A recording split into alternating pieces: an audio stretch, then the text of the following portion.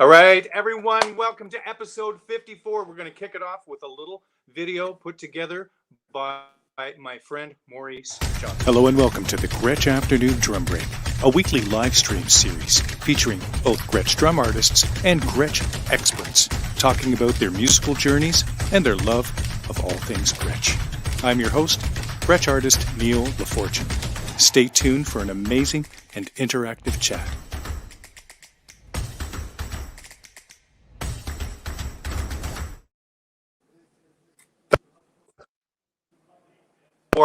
I am so excited to be chatting with part drummer, author, vintage Gretsch drum expert, leading authority on Billy Gladstone and the Gretsch Gladstone drums, as well as noted authority on Chick Webb.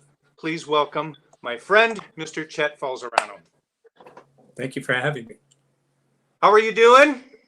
Doing well. Yeah, doing real well. A little hot here, but I like that shirt. That looks very snazzy. It's we should have coordinated and I could have worn another print. That would have been good. So where are you? Yeah, where are you exactly? Mine's Germany, which is the next biggest town is Frankfurt. Okay, and have you been there throughout the whole pandemic thing? Yes. Yes, well, off and on, I kind of snuck away once. Came over to America one time. Oh, very nice. Last February, yeah. My wife, Judith, and I always go to Dana Point, California. And February rolled around and we said, let's roll the dice and go. And so we went. Yeah, it was great.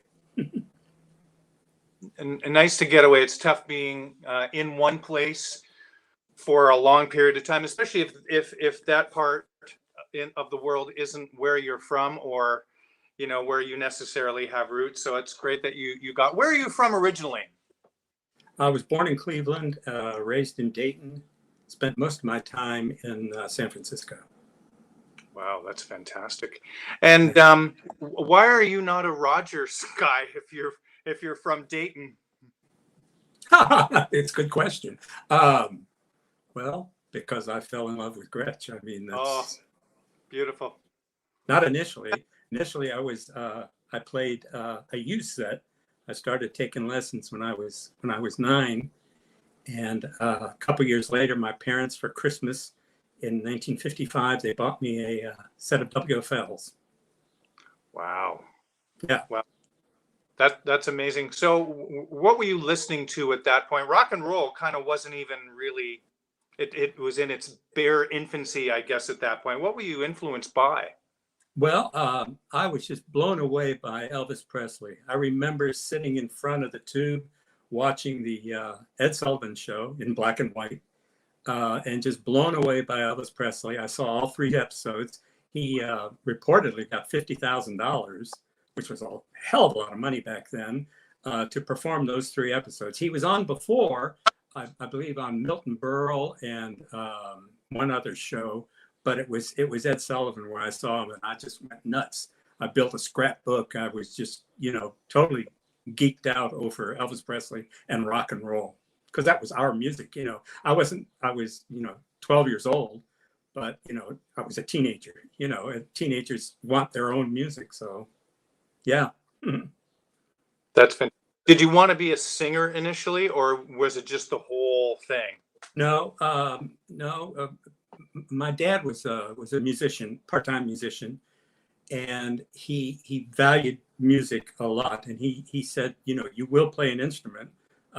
Pick your, what do you want to play? And it was drums. I'd always wanted to play drums, and so, like I said, I started taking lessons at 9 years old. My first teacher was a set player, which was great because that's what I wanted, after seeing Elvis Presley and Fontana. It was, wow, that was so cool. I wanted to play set. Later on, then I got with a real legitimate teacher. He was the percussionist for the Dayton Philharmonic, and so I really learned snare drum then, and I learned the correct way to play. But it was correct also to learn set first. because it really got my interest right away as a young kid. That's what's important, is getting their interest. Right. Yeah. And yeah, so they fall in love with the instrument, and then they fall in love with everything, the work behind it and the artistry. That's All the fantastic. ancillary things, yes. Yeah, that's great. So you learned how to read snare pieces, or were you doing other percussion as well?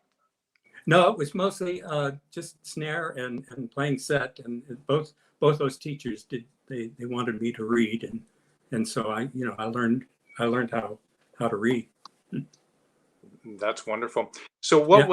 let's go back to the WFL kit. What do you remember much about that set? Was it they were big sizes, I'm sure, at that point? No. As a matter of fact, that was when the 20-inch bass drums really came into play, and I had a 20-inch bass drum. I had a 5.5 by 14 Super Ludwig. It was the Buddy Rich model, and he was my hero. I just thought he was the shits.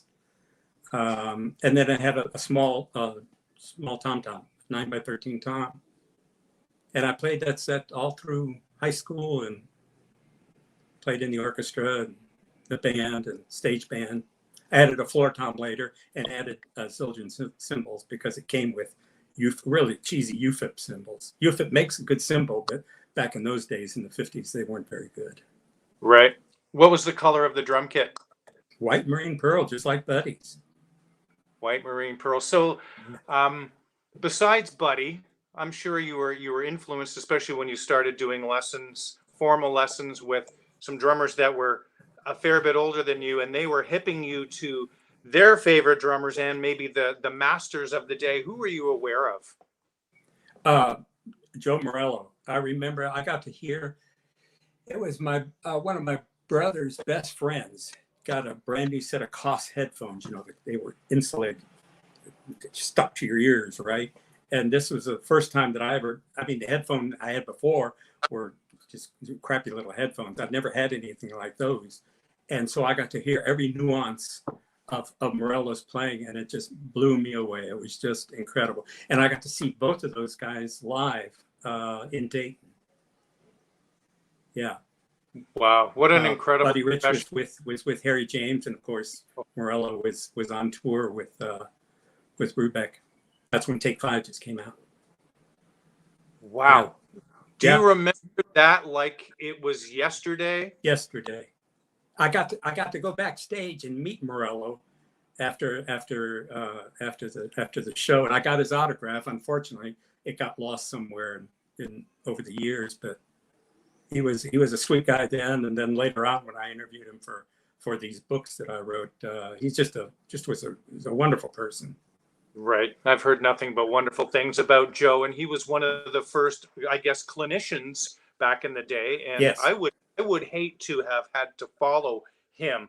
Can you imagine playing your clinic part after Joe? I would make sure that he was at the end, and I had already left.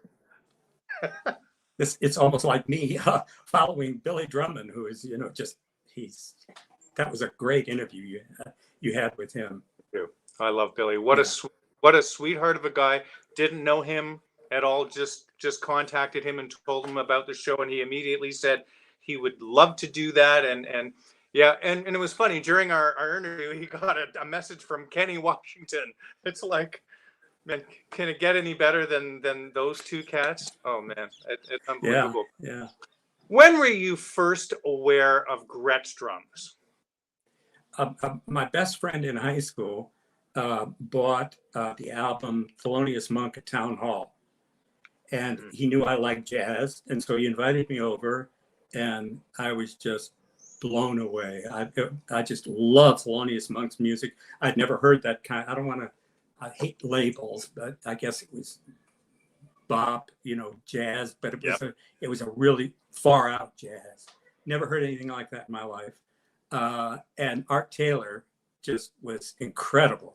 Just what he did, and I'll tell you that I found out later on that he said that when he performed that at Town Hall, it was one of his worst performances. And I thought, what do you mean worst performances? And I went on to read that he said that, all the guys in the band, he said it wasn't just me, all of the guys in the band were just really challenged by the charts of Thelonious Monk. And if you listen to any of Thelonious Monk, you can imagine, try to read that would be next to impossible. And so I was really taken by it. And then my brother had a subscription to Downbeat magazine, and I saw the ad for Art Taylor. I think I sent you the photo. It's like the second one that I sent you. I thought that was such a great pose, the way he's sitting at the set. I thought that was really cool. Plus, here, that's it. That's what I love. That it is so classic and so I classic. know. There we go. It's and beautiful. Those K's, and that's the other thing that just blew me away, was the sound of the K's on that record. I'd never heard a K Zildjian before. I had, of course, Avitas. My brother bought me a big old 22-inch Avitas ride cymbal, and I was used to just the Avitas sound. And when I heard that K, I was just, wow. I've always played A's. I've bought some K's, but everyone tells me when I pick out a K, it sounds more like an A than a real K. It just, the way Art Taylor played that ride was just incredible to me. So it was that album that set me off for Gretch. That's fantastic. Yeah. Is this the record here? Is this there we are? That's it. Thelonious Monk that was released in 59. What a great year for jazz, 1959. Oh. How many seminal albums in 59, Exactly. Seminal is the word too. And then the following year, the movie, the documentary, Jazz on a Summer's Day came out. And it came, of course, to Dayton. It was at the Art Theater in Dayton. And I couldn't wait to go, because here, how would I ever get to go to see the Newport Jazz Festival? Because it was recorded at the 58 Newport Jazz Festival. It wasn't released until 60. But and Thelonious Monk was on there, so I had to see it. And so that was really a thrill for me to be able to actually see and hear the Newport Jazz Festival. That's incredible. So something about the combination of the Gretsch drums and the K Zildjian cymbals was the thing that grabbed your ear. Did you acquire a Gretsch kit soon after that? You were pretty young. No, well, I didn't, because the set I had was still in pretty good shape, and my parents, we didn't have a hell of a lot of money. I was real proud of them that they bought me a new set of WFLs. But when I got to college, that's when I decided I had to have a Gretsch set, and so I bought a bebop set. I think I sent you a photo of that set that's in the catalog. That was in the 1963 catalog, and that's the year that I bought was a 63 set of Gretsch bebop. Now these picks are pretty small here, but I'm going to. Oh, that's the Chico. We'll come back to Chico. Well, that's okay, because it was him during the Newport Jazz Festival. I was just blown away by Chico Hamilton. He was playing. He played a solo with timpani mallets, and that just, I thought, wow, how creative. And he had a cello. It was really avant-garde. Right. He was doing some great stuff, I thought. No bottom head. He's famous. When I first heard of Chico, was that a cocktail drum that was beside him on his left side here? Is it pretty much? Yeah, it really looks that way, doesn't it? Because I had a cocktail drum just like that, and it's like 24 inches deep and a 14-inch diameter. But yeah, he was the first one to do that. He went to Phil Grant and said, I want drums without bottom heads. And of course, everybody thought that was really strange, but that was Chico. He was unique for sure, right? He did a lot of things. He did things his own way, and the music was different too. It was drastically different in some sorts.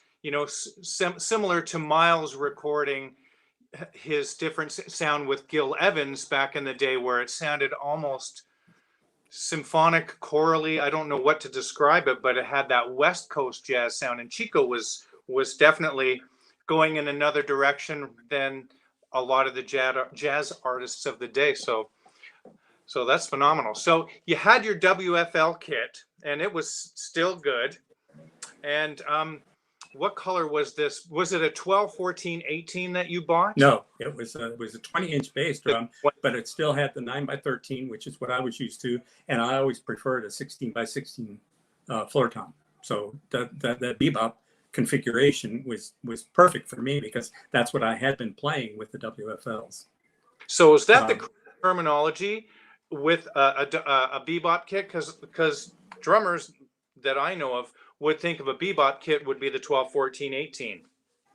That true enough, but in the Gretsch catalog, the bop kit, yeah, that was it, and the sizes that I was used to, and I wanted Cadillac green, but that wasn't available anymore. So I ended up with Champagne Sparkle, which was the hot color of that year. It's beautiful. And what year was that, Chet? 63. 63. Now, was Starlight Sparkle introduced in 61? Do you remember that? I think, I'm not really sure. Replaced by Tangerine in 63 or something like that. Yeah. And Starlight was a really gorgeous color. It was. And I had and I don't any longer. A 12, 14, 20. Original heads, everything. It was just stunning. And I haven't had it for a little while. It makes me sad. That was like, I thought I was Art Blakey. It was that sound that you hear. Oh, yeah. Classic. Oh, it was wonderful. So let's talk a little bit about your playing at this point. We'll kind of intersperse a little bit of your playing. So what were you doing musically when you got that Gretsch bebop kit? I was playing in a band in college, just earning enough money to buy a new set, fortunately. But yeah, just playing blues and rock and roll. Yeah. That's awesome. That would have been fun. Where'd you go to school? I started at Ohio University. That's where that band was. And then I ended up at Ohio State University. I finished up there. And you chose to not pursue music as a career, but it wasn't my choice. I wanted to, but my parents said, no. You're going to get a real job. They let my brother major in music, but he was going to be a teacher. So that's a real job. But it was verboten. It's verboten. I could not be a musician. You had to play music, but you can't be a musician. So it was always kind of a disappointment to me. But in a way, everything works out well in the end, because I pursued another career that fortunately I made enough money that I was able to retire early and do the things I really want to do, and that's write and make music and that kind of stuff. Yeah. Yeah, it seemed to have worked out okay for you, which is good, because a lot of musicians, I'm not going to have a pension. We're going to be having our equity from our home, but we'll make things work. And my wife will have a pension, so she'll be able to, but I'm still okay to be playing and teaching and loving. Oh yeah. Yeah. You got to do what you love. You really do. Yes. And that's why I kept up with the music, except for the first few years that I started my career. I just stopped playing because my career just took over. And so I stopped playing for like 3 years. And then I got drafted in the Army. Right. And what did you do in the Army? You were playing music, I assume? I played in the 1st Armored Division Band. Yeah, I was drafted in 1962, which was the height of the Vietnam War. And I was going to join you in Canada because I wanted no part of that Vietnam War. But I was in boot camp, and this hulk of a sergeant with a green beret and muscles and stands up and he says, "How many of you men?" Men, they were boys. They're 18-year-old boys. I was 26. I had gotten college deferments until 26, which theoretically then I should not have been able to be drafted, but they got me anyway. So I was 26 and I'm with all these 18-year-old kids. How many of you men want to go airborne? Well, there was a lot of sentiment for the war, and they all, yeah, yeah, yeah. And of course, I ducked and covered. I wanted no part of airborne. Then this little fat pudgy sergeant gets up there and he said, do any of you fellas play a musical instrument? And I was, Wow.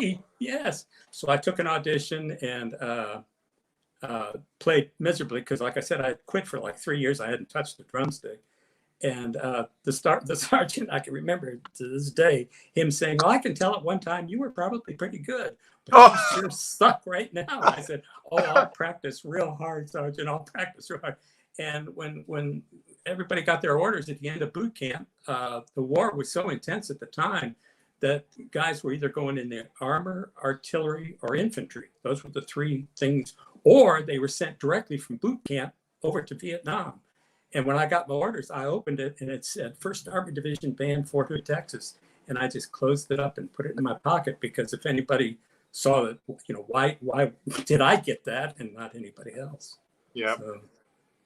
So I, wow. for a year and 9 months, because you can get out 3 months early if you go back to college. And that was my mode of getting out. For a year and 9 months, I played Pass and Review, which is a funeral. And all I did was play funerals, one right after another. I mean, they were sending guys back in body bags. It was really sad. Yeah. But wow. And so you were playing just I don't know. It's a snare drum, I'm assuming. Right. Well, field drum, but they also had a stage band, and I played in that for a while until a guy by the name of Paul Testa, who I'm still friends with to this day. Paul came aboard. He enlisted though. To be going over to Vietnam, he wanted to be in the band, so he enlisted for the band. So he was in for 3 years. He came along and immediately just took my position away in stage band. I mean, I was okay, but and Paul made a career of playing set.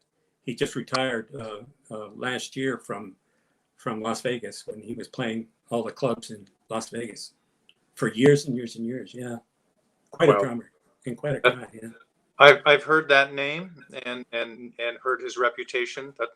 Don't believe all of it.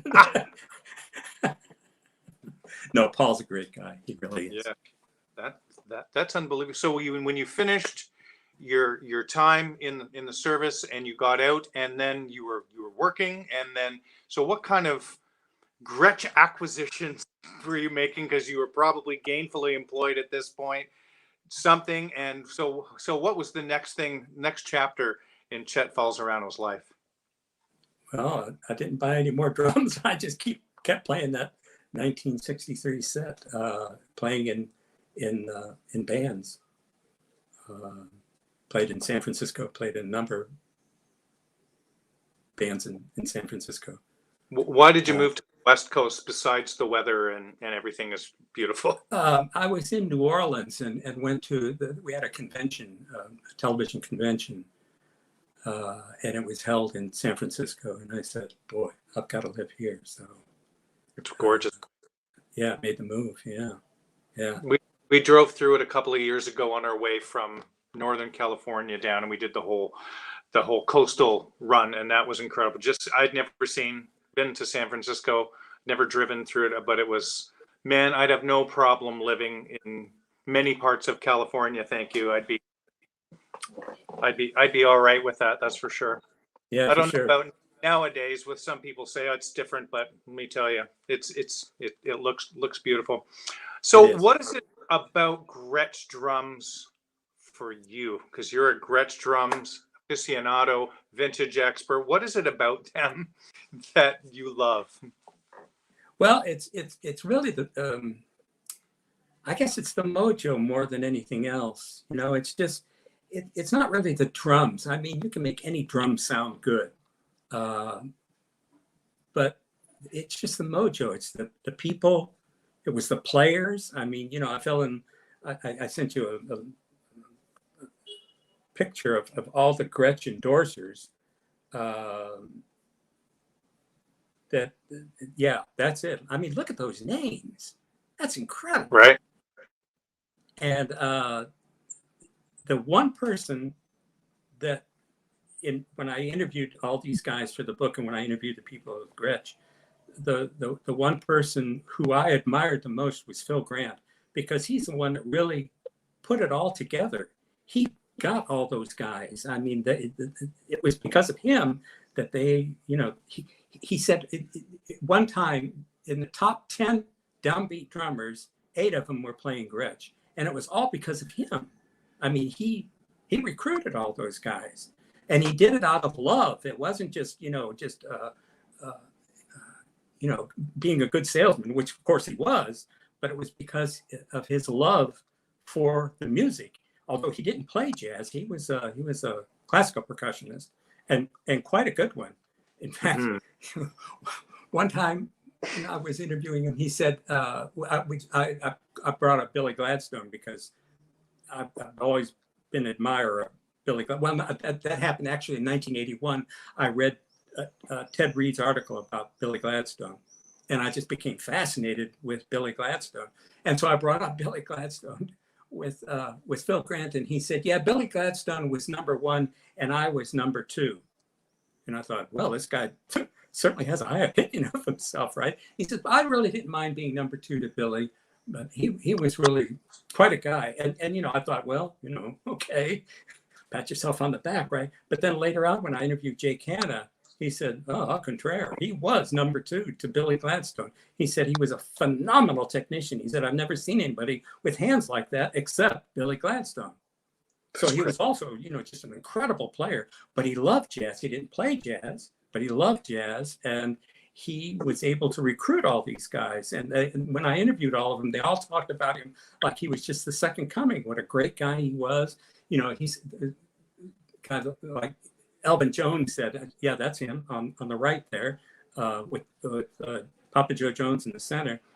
Alvin Jones said, he would bring by drummers. He'd come to the gig, bring a bunch of the drummers, maybe Charlie Persip or one of the other guys would tag along with him, or he'd walk in the door with a set of Ks under his arm, and he was supposedly the K expert. I don't know if you've had much experience with Ks, but some of them are real clunkers. They sound terrible, right? But he knew Ks, and Mel Lewis told me, he said one time that he was in the factory and he was looking at a stack of Ks, and Phil Grant said, there's none of those. He said, I think you'll like the one that's on the top of this pile right here. And he said, and don't bother with that pile over there. They're all terrible. He really knew Ks. So, he knew the guys, he knew the sound that they wanted, and they loved him for it. Wow, that is unbelievable. So let's talk about what motivated you. We keep talking about you've been interviewing these drummers for these viewers who aren't aware. Chet is the author of it's the Gretch book. Actually, I'm going to put the picture up here. This fantastic book. Man, I've owned my own copy since the early 2000s, and as you can see, it's well worn, well used. I read so much of this book, and so you're the author of this book. So what was the motivation behind you writing this? Well, as I said, I got really interested in Billy Gladstone by reading the article, 1981 Modern Drummer article that Ted Reed wrote about Billy Gladstone. And of course, everybody knows Billy Gladstone by the practice pad. I mean, every Ludwig drum that was ever sold came with a Billy Gladstone practice pad. So everybody knew that. But it was in that article that I found out about his snare drums, and I was just blown away about what an inventor this guy was. Mm-hmm. And so I started putting together. I wanted, I'd written a couple articles for Modern Drummer and a couple other drum magazines, and so I said, I want to write a book about Billy Gladstone. But then when I got to his association with Gretch, it brought back all my childhood memories. So I said, no, first I'll write the Gretch book, and then I'll put out the Billy Gladstone book next. Yeah, so that's how it happened, and just networking, because there was no internet obviously back then. Networking, I just got to each of these artists, and they were all there was only three guys that I didn't get that I wanted. One was Max Roach, and Max told me, I called him and he said, gee, I'd love to do it, but they're writing my autobiography now, and or they're writing my biography now. It's still, I don't even know to this day if it's been released, but he said, I'm in a contract with them. I can't get involved with any other books. But he said, good luck. And, so that ended with that. Then I tried Tony Williams. Tony Williams said, I'm not interested in the past. I'm only interested in today and the future. So, well, you're entitled to that. And Chico Hamilton wasn't interested. And that broke my heart because, I was a fan of Chico Hamilton. So I really wanted him. But if he doesn't want to do it, he doesn't want to do it. But with the other guys, they were just more than happy to cooperate. I just network around, and one would refer me to another, give me a phone number, and I'd be calling around and talking to these guys. And so I started interviewing. The first interview I had was with Louis Bellson. And that was just, I was a nerd. Yeah. There's a prince of a guy. With that, which is this your Gretch Gladstone drum there? That's a Billy Gladstone drum.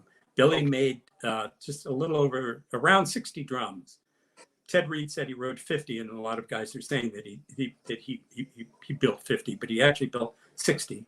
And that's one of the drums he built for Louis Bellson. But he was my first interview, and you can imagine, here I'm sitting across from the guy that just I admired, and I was just a nervous wreck.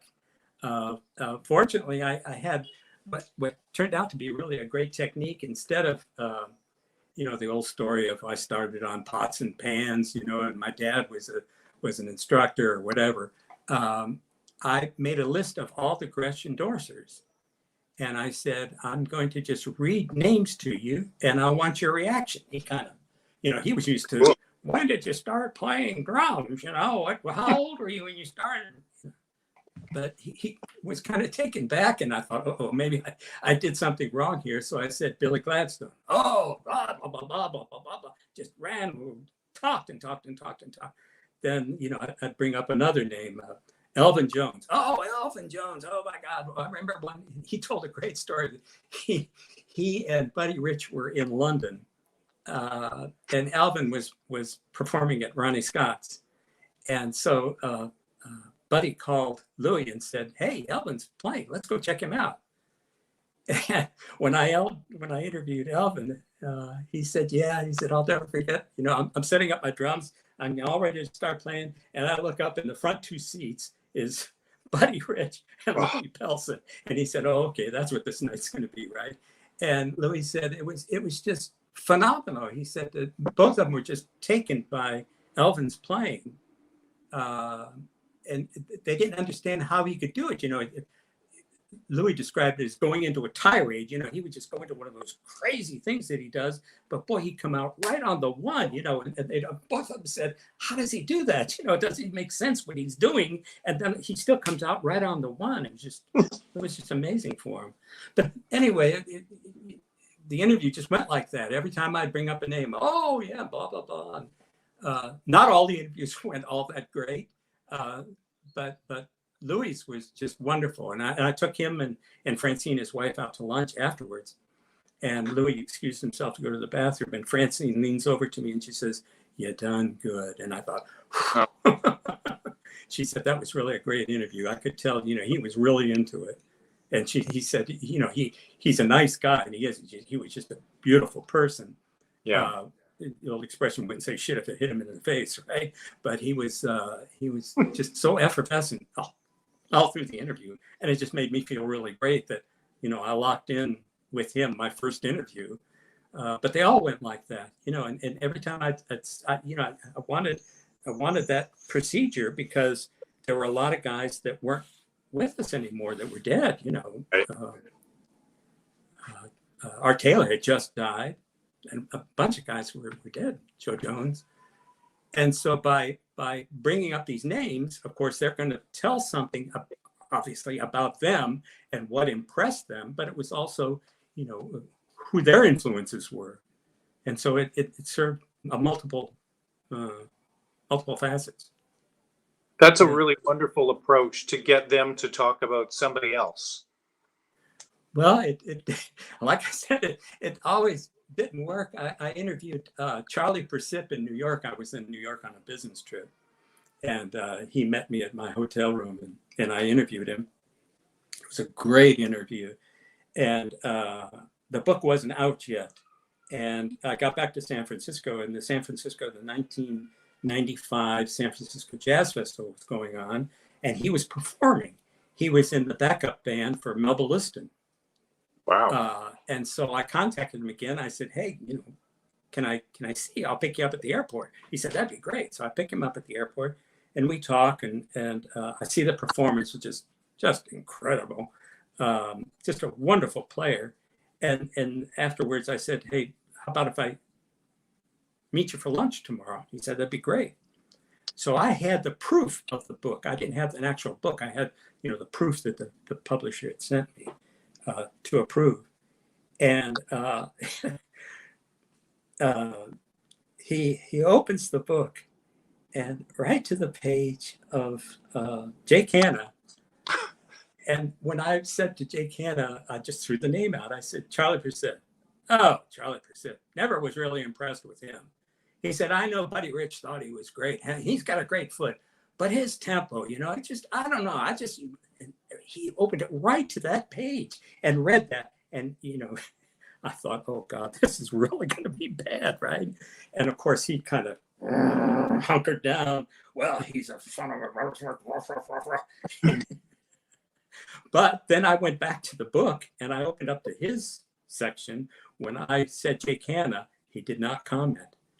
So, the guys, if they didn't want to say something, most of them, if they had something bad to say, they didn't say anything except Jake Hanna. Jake Hanna was just a character. He was a character, but what a player. Oh my God, just a marvelous player. I studied with Jim Blackley for a few years, and he was great pals with Jake Hanna. Had a lot of great Jake Hanna stories, and I've looked Jake up on YouTube, and there's some funny things about. Yeah, when I interviewed him, I was just in hysterics the whole time. I mean, thank God I just had a list of names, because I wouldn't be able to think of the next question, because I was just laughing so damn hard at all his crazy stories. But they didn't all go perfectly well. That one was kind of embarrassing, but but that's life, though. When I was with Jim, I have a quick little letter that Louis sent me back in 2000, and he said Louis he's a great drummer. He goes, but he's too nice. He's not. He goes, I don't think that Louis would really say something negative on purpose. He goes, I'm going to tell you how I think, whether you like it or not. And I'm like, so there's people like that. Louis was a prince of a man, and then you had Jake, who was as well, but he's not going to pull any punches. And I guess Blackley, being from Scotland as well, he's not going to pull any punches. And he was in the New York scene and knew a lot about jazz too. Who else was a really memorable one and fun interview for you? Oh God, they all were fun. They all were just really, really fantastic. Just let's go to the back of the book here. Gave me such. What's that? I love Don Lamont. I love Don Lamont's playing, and I didn't really know much about him. What was your Don Lamont experience like with him? Mr. Energy. I've never been around somebody with so much energy. And if you ever look at his YouTube videos, and Phil Grant said, he's never dealt with somebody with so much energy. The guy was just wired all the time. It wasn't drugs or anything. He was just a wired guy. That's just the way he was. But another sweetheart, didn't say and Phil Grant was the only other one that had negative things to say too. And it's funny, Phil Grant thought George Wettling was just mediocre, and yet Jake Hanna thought George Wettling was one of the greatest drummers he'd ever heard.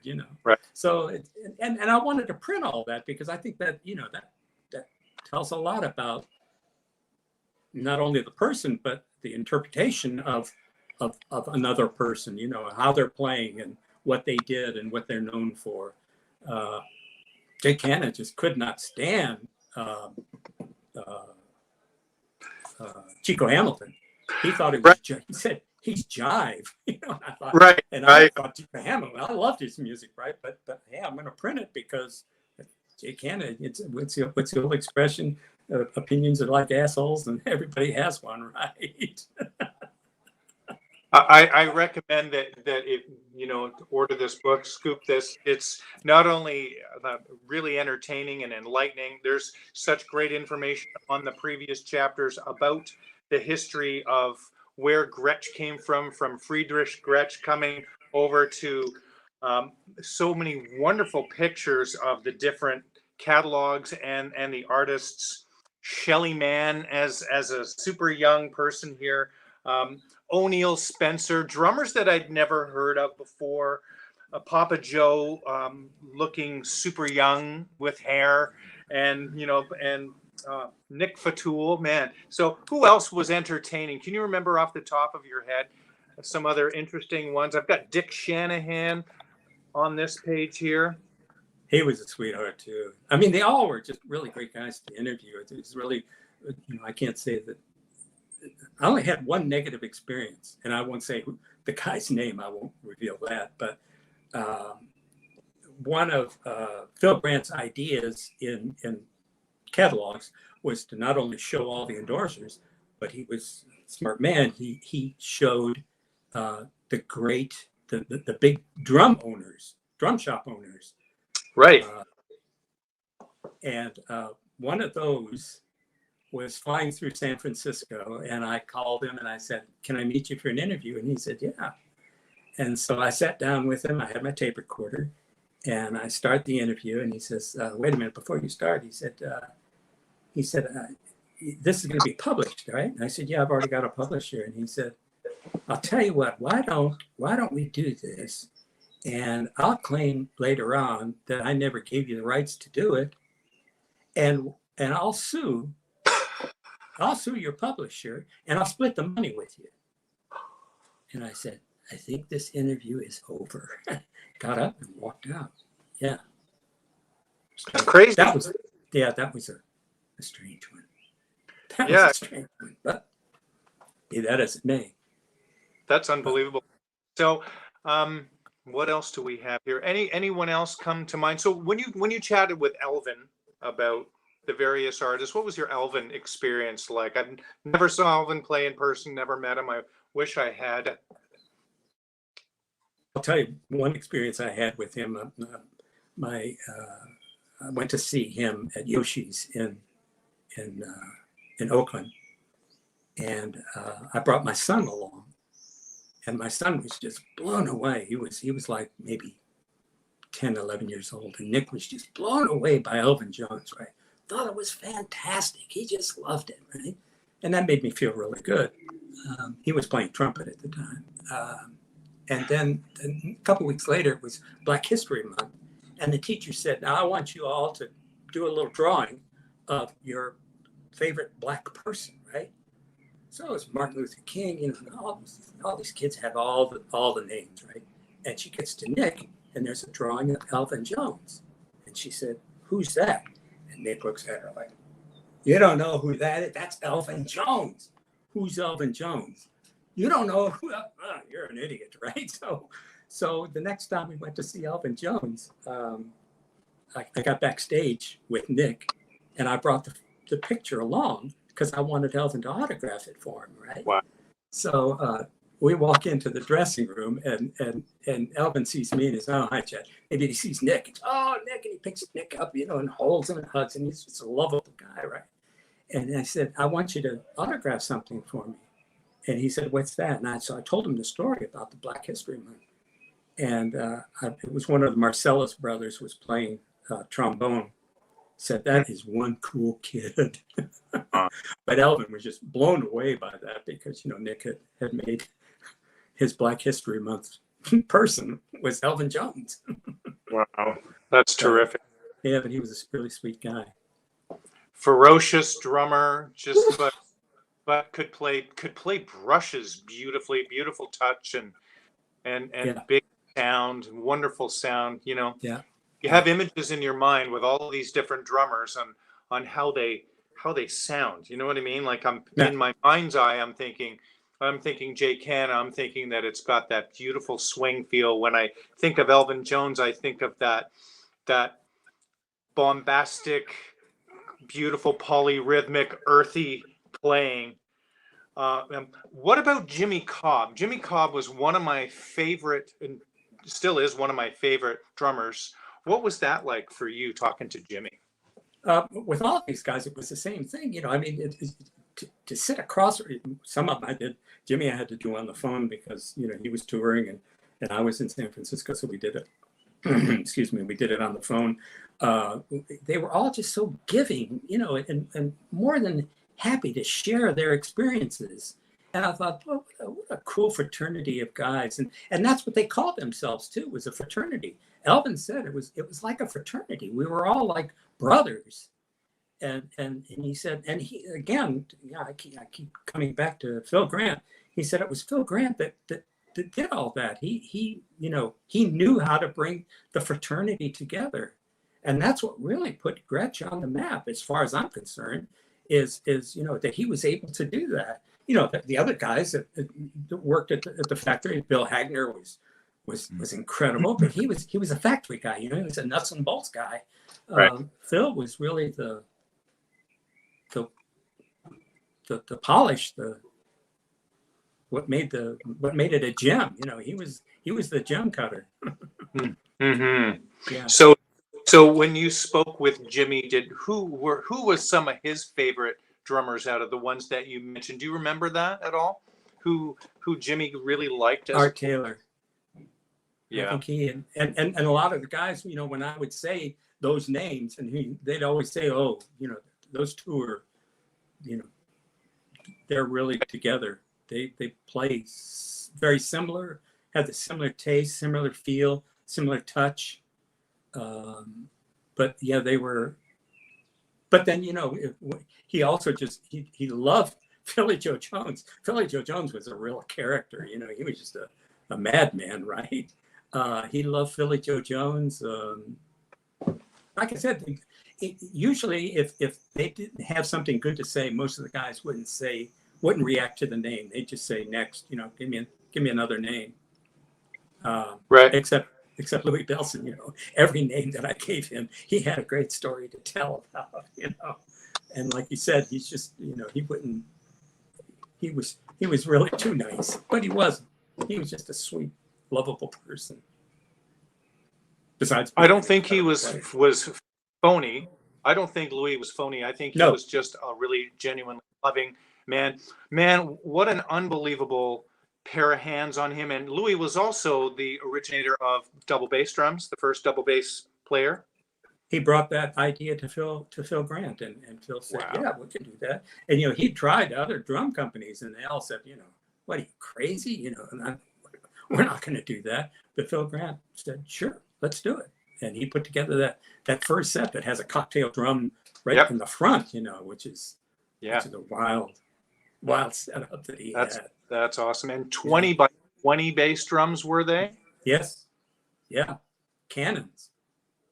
I bet my students that come in here and they look at that, I said, look at this. This is the first double bass drum set. And then they're like, wow, they've been around that long? I'm like, they've been around since, do you know what the year would have been? Was it late 40s? Late 40s, yeah. Yeah. Unbelievable. Yeah, lovely man. I cherish that little note that I got from Louis. I wrote him care of modern drummer, I think it was, and then 2 weeks later, sent me a little note back from Remo, a Remo address, and just saying I'm well and thank you for writing. And man, yeah, that's. I really love the book. Now that I'm going through this and you and I are chatting, I'm gonna have a reread on all of these interviews because I didn't know who Chuck Flores was. Can you give us, our viewers, a little background on who Chuck Flores played with? Chuck was an interesting guy. He was wasn't Maynard Ferguson. Who was he played with? Now I'm drawing a blank. He was a student of Shelly Mann's. In fact, he said the way he met Shelly Mann was he lived in a little town between Los Angeles and San Diego, and he knew that Shelly had a gig in San Diego, And he said the I-5 wasn't there, so you had to drive through my little town to get to San Diego. And he said, I stood by the side of the road with a sign that said, Shelley, man, please stop. And he said he saw him drive by, and sure enough, they stopped. He backed up and immediately made friends, and he started taking lessons from him. And yeah. It was Woody Herman's band, I think, right? Woody Herman, thank you. Instrumental in getting. And in fact, it was Shelley that got him the gig with Woody Herman. Yeah. Yeah. And this is a great story that he told me about Philly Joe Jones. He said he went to see him, and he said the set was just terrible. It was just an awful set of drums. And he said Philly sat down and just made them just sing beautifully, right? And he said, I had smoked a little weed, and he said, well, I'm stoned, maybe that's the reason. I think it sounds good, right? So he said, I went back to see him the next weekend, and sure enough, he just blew me away. And he said, that's when I was convinced it's not the drums, it's the drummer. And it's really true. I mean, the guys, Davey Tuff was known to have, just terrible drums, but he made them sound beautiful, and it's just, they have the touch, they have the feel. Wow, that is incredible. Yeah. And so we haven't even spoken about Kenny Clark or Shadow Wilson. Were they Gretsch guys, either of those? Yes, they were. Both of them were, and that's why I would, but they were all dead. In fact, the only one that's still left is Chuck Flores. All the rest of the people that I interviewed have died. Yeah. Wow, Chuck must be in his 90s. You think? I think he's like 11 years older than me, so he's 88. I think. Yeah. So he's 55. Yeah. Wow. Let's talk a little bit about your your book on Billy Gladstone. Here we have a lovely. So this is. That's Louis's drum. That's the drum that Gladstone built for Louis. And during the interview, of course, we talked about the drum, and I was just fascinated as hell. And I said, if you ever decide you want to sell that drum, I'd be interested. He said, oh, I can't let that go. He said, that's my prize, right? So he, after the interview, it was about 2 weeks after the interview, I get a phone call, and it's Louis. And he said, I've been on the road, and I've decided I'm going to sell you the drum if you want it. So I'm not one to ask price. I threw a price out, and I said, this is what I can pay you. And he said, done. And so I got the drum. I was blown away because it's just a marvelous drum. As you saw there, it's a gorgeous drum, and it sounds wonderful. In fact, he said he was playing with Tommy Dorsey when Billy gave him the drum, and he said that all the guys in the band, when he played the drum, they all turned around and gave him a thumbs up, and Tommy said, what are you playing on back there? And he said, it's a Gladstone drum. And you can actually hear him playing that drum. There's a YouTube, a vintage YouTube video of him. Pull up Louis Bellson playing Skin Deep in 1957, yes. I think it is. Okay. Yeah. He's playing the drum there. Yeah. Yeah.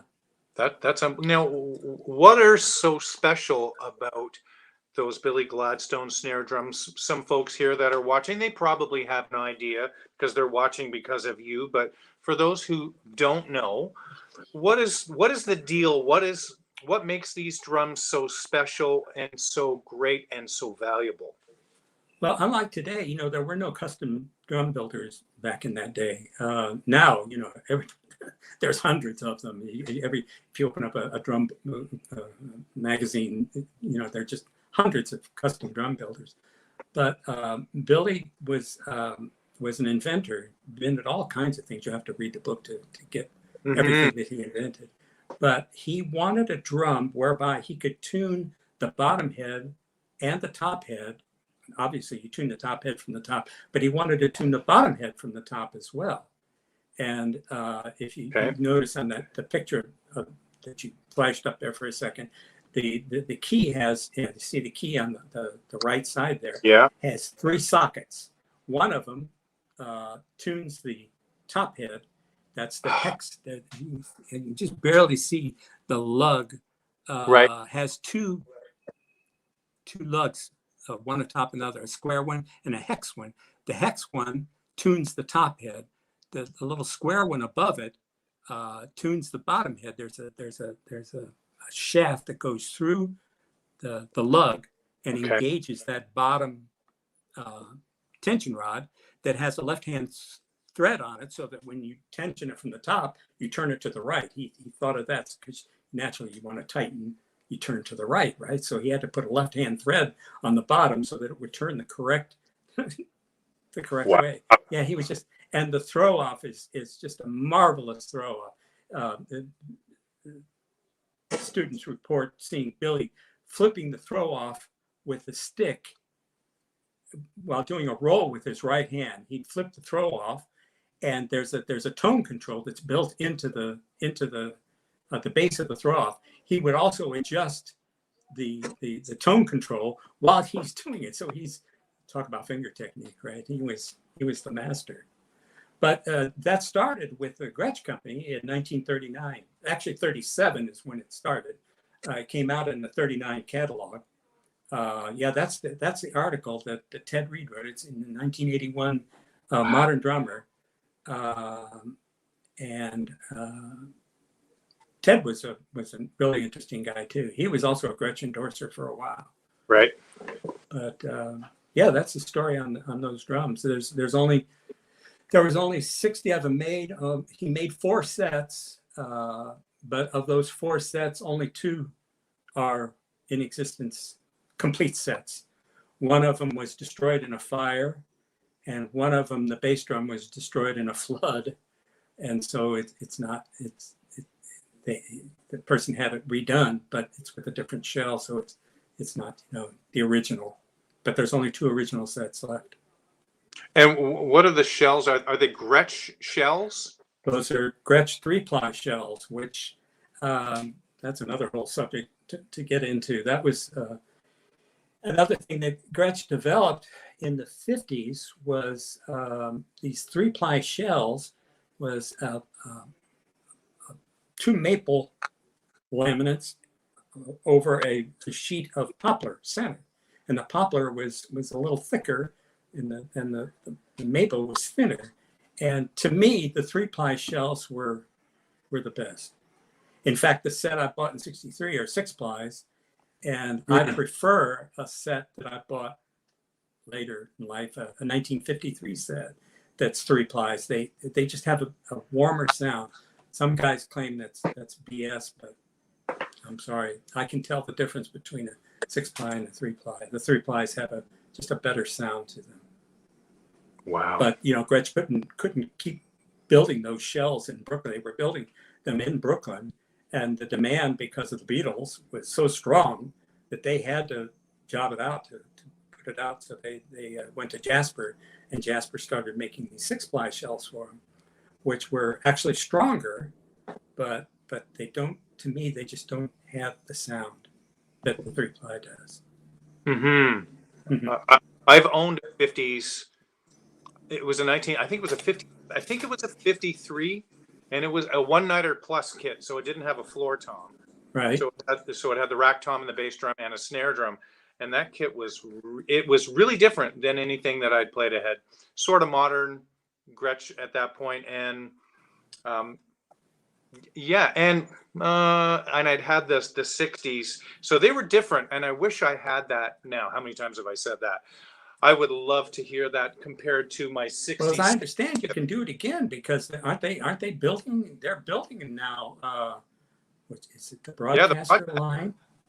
Is it the broadcasters? Yes, it is. Yeah. I should know my Gretsch better than I do, but those are 3-ply shells with a poplar center, so they've got the recipe. I mean, they have to sound just as good. Art Taylor, I ended up the book with a quote about Art Taylor, because he had just died, so I couldn't, obviously I wasn't able to get him for an interview, but he said that it's because the drums are old, it's old wood. And I don't know that if I go along with that. That may be true of cellos and violins, but I'm not so sure that old makes a difference for drums. I think it's he had the old 3-ply, and those were the good sounding drums. Right. Maybe in another 50 years, maybe that will make a difference. I don't know if the drums are 75 or 80 years old, you might hear something in its tonality. But Yeah. no, that's interesting. And as a relatively new Gretsch artist, that was high on my list of the shopping list as what am I going to get now? I'd like to get something that I've never ever had before, and I've had a lot of USA customs, and so problems, right? choices, right? That's the wonderful thing about being a Gretsch, even a Gretsch lover, because literally we have everything. I sold all of my other brand snare drums. I didn't have a lot anyway. Slingerland drums and Ludwig drums. I got rid of all of that stuff to fund some Gretsch stuff that was going to cover what the Superphonic would have done, or the Slingerland. So I just loved them for a long time. Not as long as you, but I've loved them since the 80s, which is when I started playing drums. So let's talk about the Gladstone book. I don't own it yet. I will definitely. I want to get the other 3 books that you've written, because they're going to be unbelievable. What is the book about? The Billy book. It's about him, about his inventions, about his playing. He played at Radio City Music Hall. Had the technique that I wish I could have seen him play. Unfortunately, I never was able to. I went to Radio City Music Hall. Yeah, that's him. Went to Radio City Music Hall in high school. That was our field trip from the band, was to go to New York. So we went to Radio City Music Hall, but he wasn't with them at that time, because that was in '62, and he was no longer with. I'm not even sure he was still alive. But anyway, he was. His technique was just unbelievable. In fact, a Buddy Rich, who he's a very opinionated guy, said once, "There's only one person better than me, and that's Billy Gladstone." Well, if Buddy Rich is saying that, my God, what could he have done, But he had that kind of technique. But he was also an inventor. He invented all kinds of things. He invented a remote hi-hat. Right. Yeah. He had the hand cymbals, hand clap cymbals. Just a whole plethora of inventions and some non drum inventions too. A key case, a tongue depressor. He was just a real inventive guy. His mind was always clicking. And so when I read that article by Ted Reed, I said to Ted, tell me about him. So Ted, gave me a lot of great information about him. I went to Radio City Music Hall, went through their archives, and found out some things about him.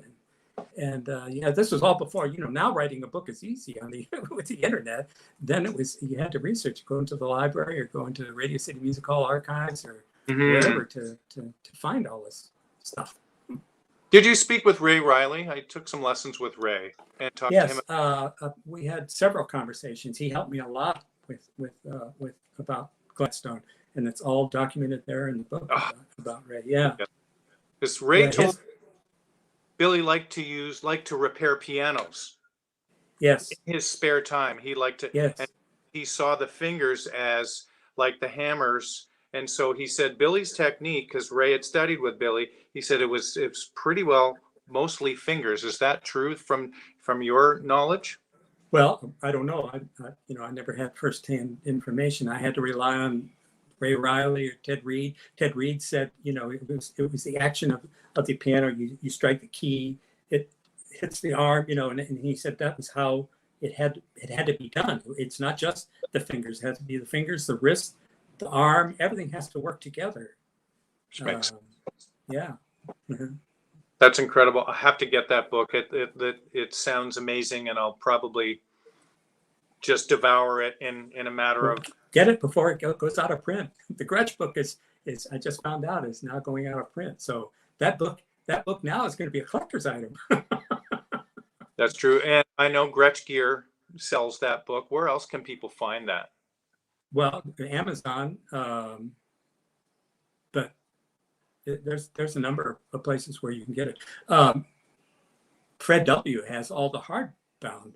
There were 500 hardbound books printed originally, and he took them all. I got a few of them. One of them I brought to see Charlie Watts. I told you that story. Okay. It was another time that I took my son on a drum expedition. I took him to see Charlie Watts and his big band perform at the Fillmore West. And I stopped at the ticket counter and I had 2 books. And I said, I want these signed by Charlie Watts. And she says, well, give them to me and I'll see what I can do. And I said, no. I give them to him if you don't mind. And she said, well, go inside, talk to the manager and see what he can do. So I went and I saw the manager and he said, wait in this room over here and I'll see what I can do. And so the Fillmore was open seating and I wanted to get good seats. And so I said to my son, I said, come on, let's go in. I want to get good seats. I want to be able to see Charlie play, right? And so we got up to walk in and the manager said, no, just wait here. Just wait a while. So they sent me up to his dressing room, which is, there's a balcony all along the top of the Fillmore. And his dressing room was at the corner of one of the balcony. And I was waiting for him. And here he comes up the steps with Chooch McGee, was his drum tech at the time. And Chooch introduces me to him and he said, Charlie and I were talking about your book on the flight over. And I was, wow, this is so cool. Here I'm sitting with Charlie Watts, who was another one of my idols, and I love the way he plays. And so I had these 2 books and I said, would you autograph a book for me? And I said, I brought one for you as well. And he said, only if you'll autograph mine. Oh, man. Charlie Watts asking me for my autograph. So, but we talked and he was, yeah, that's the book. That was interesting because after we had this meeting, I was working at a TV station in San Francisco, and my assistant brings back to me and he said, Chet, Charlie Watts is on the phone. And I said, yeah, right. Yeah, I know it's one of my English friends pulling my leg, right? So I said, yeah, bullshit. And he said, no, I'm telling you, I know it's he was Welsh, so he could understand that talk, And he said, I'm telling you, it's Charlie Watts. And I said, okay, put him back. So I wait a little while. I hear the click, and I'm thinking it's one of my stupid friends, right? And I said, what the fuck do you want? There's this long pause. I thought, uh-oh. Oh, And he said, Chet, this is Charlie Watts. I said, oh, God. I said, Charlie, I'm sorry. I said, but my friends, he said, don't worry about it. He said, my friends do that to me all the time. So we talk and talked about the performance and how much Nick and I enjoyed it. And he said, I've got a proposition for you. And I said, what's that? And he said, I want to write a book with you. Oh my God, it's not going to be a drum geek book, right? This is going to be a real seller, right? I mean, I could make a fortune doing this. And he said, put together a little proposal and send it to my assistant. And he gave me the name, the number, and who I should call. I said, great, sure. So I put together a proposal and I sent it to him. The San Francisco Chronicle had a publishing company, and I went to see the president of that. He was just, yes, yeah, of course, we'll do it, of course. Because, Charlie Watson. Because none of the guys had, now all of them have written books except Charlie. Charlie never had a book. So I put together this proposal. I sent it to his assistant, and I hear nothing. Well, I'm a salesman, right? That's what I was doing at the time. I'm selling advertising. So I call. Well, did you get it? He says, yeah, we got it. but it's not exactly what Charlie was looking for. And I said, well, what was he looking for? Well, he wanted to do something about his favorite drummers. Because I put together something like, the Keith Richards book where Charlie puts on a suit and goes up and punches Mick Jagger. And, that's the kind of story, like the real dirt stuff I wanted about the Stones, right? And their crazy lifestyle. This is not what Charlie, stupid me, right? And here, I put together the Gretsch book, and obviously he saw that and he said, my favorite drummers. And he said, wow, let's. And so it fizzled out and it didn't happen. And then a few years back, I decided, well, what the hell, I'll do it myself, because Charlie's a very private person. It's really tough to get an interview with him.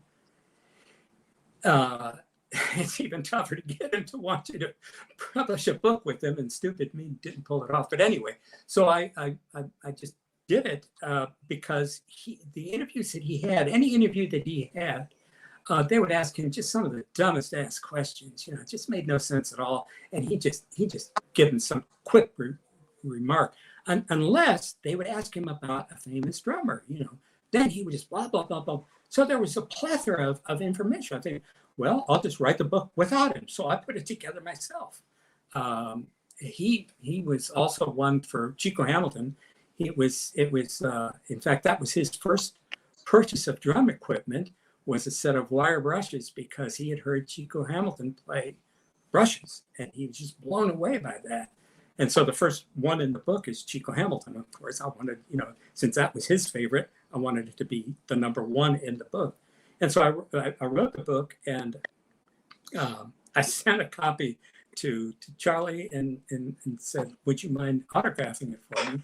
And he did. He sent it back to me, and he said, I don't know how you did it. It's incredible. Thank you.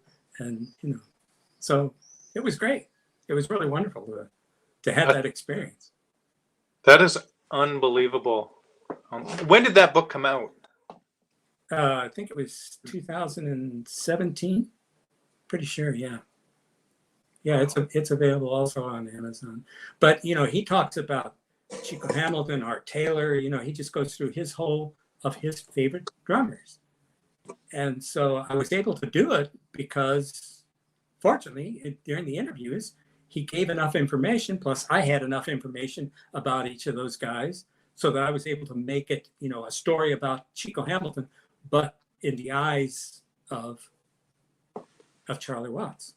Mm-hmm. I would love to. It would be a dream come true. I spoke with Dinah Gretch around Christmas time, and she said, "Can you give me your Christmas wish list of artists that you would like, Gretsch artists that you would like to see?" Charlie Watts was right. And Charlie was one of them. Steve Ferroni, Cindy Blackman Santana, and Hannah, and of course Vinny. And then Charlie was up there, and Dinah's like, I'm not sure if I can get Charlie. And so I came up with the idea before you and I had even chatted, was I'd like to talk to him. I'm sure it'll never happen, and I'm okay with that. I'm going to read your book instead. I just want him to talk about drummers that he likes, and so it'd be really neat if we had you and Charlie and me on here. No, just him. No, I'm serious. You won't get him to shut up. I mean, once you get him talking about that kind of stuff, it's not put on a suit and punch him in the face. He's not that kind of guy, and I don't even know if that story is true. It may be true, but who cares? I mean, he's just not that kind of guy. He just has such awe for the past and for the great drummers of the past. That, like we were talking about the Stan Levy video when he went over to Stan's house with Jim Keltner, and how Charlie was just in awe, in Stan's like being cool, and that was a really terrific thing, and it really shows Charlie's humility and love, childlike love. He never lost that for jazz and for Gretsch and for drumming. That's phenomenal. Yeah. What an experience, though, right? I can't believe you actually said that to him, but how are you to know, right? People actually would say it's Charlie Watts, would they call you? Yeah, yeah. Okay. I'm going to do that now, and maybe you'll tell me to sawed off or something. I'll say that I'm Chick Webb. Yeah. Which is a nice segue, because this is looks like another unbelievable, beautiful book here. And not only did you write a book about the incredible Chick Webb, here is Chick here. Can we talk about Chick Webb, known as the King of the Drums? Can you give us some background on who this amazing artist was? He was the king of the drums, and one of the quotes of Gene Krupa was that I've never been cut by a greater man. Now, a lot of that is just Gene Krupa too. I mean, he was just a loving person, and also a very kind person. And I've had drummers say, yeah, well, Chick never said anything back. Well, I'm sorry, black musicians weren't reported on back then. Gene was quoted, of course, because he was the movie star, Gene Krupa, right? And so everything he said, he was, not everything, but most things he talked about were quoted, where Chick Webb was, just was. And I got to know about Chick Webb. The first I saw of Chick Webb was Taxi Driver. I saw the movie in 1971. Yeah. And I sent you a clip of Gene Palma. Let's play that clip. Let me give you a little background on it. Now going back to 40 years of Chick Webb.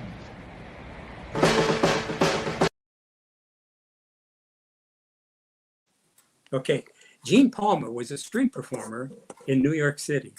I have lost some audio here. Do you hear me okay? Yeah. Yeah. Uh-oh. I'm going to. Yeah, I have no audio right now. Let's just I'm going to find this book here. So that is the cover of your book now, but also we were talking this guy right here. Okay. If you saw on the clip, Palma ends his portrayal of Chick Webb with that exact posture and pose. And that's finally when Palma did a thing, a tribute to Gene Krupa. Of course, I knew who Gene Krupa was in '71, but I didn't know who Chick Webb was until I got that book. And that was researching the Gladstone book. And that's when I got hooked on Chick Webb. And he was born in Baltimore, Maryland, played on a ferry, cruise ferry, was his first gig. He was just a teenager, decided he wanted to go to New York, went to New York and just boom, just made it. I mean, his technique, his ideas were just phenomenal. It's like Alvin Jones, where it's just a whole new thing.